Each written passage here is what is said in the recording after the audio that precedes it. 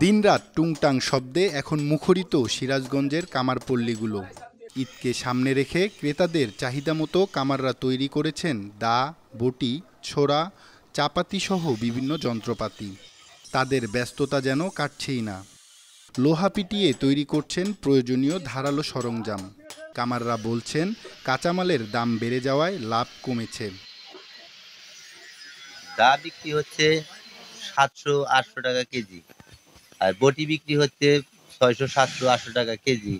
আর ছুরিগুলা যে ছোট ছোট ছুরি আছে যেগুলা বিক্রি হয় 200-150-100, এরকম সবই চলতেছে টুকটাক। লোহার গুণগত মান আর ওজনের উপর ভিত্তি করে দাম নেন কামাররা। চাপাতি 600 থেকে 800 টাকা, ছোরা 100 থেকে 2000 টাকা ও দা 250 থেকে 400 টাকায় বিক্রি করা হয়। খাওয়ার সময় নাই, দম ফালানোর সময় নাই, এরকম অবস্থার মধ্যেই আছি। কাজকামের খুব চাপের মধ্যেই আছি। রাতে ঘুম নাই, আছে 3টা-4টা পর্যন্ত জায়গায় কাজ করে পরিশ্রম করে বাপদাদার ব্যবসা ধরে রাখছি। কামারপল্লীতে ক্রেতারা দরদাম করে পছন্দ মতো জিনিস কিনছেন, আবার কেউ বা নিজের মতো বানিয়ে নিচ্ছেন প্রয়োজনীয় যন্ত্রপাতি।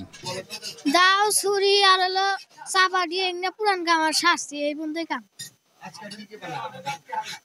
আজকে খালি পুরান কামই করবো। অনেকেই পুরনো ধারালো সরঞ্জাম মেরামত করতে কামারদের কাছে হাজির হয়েছেন।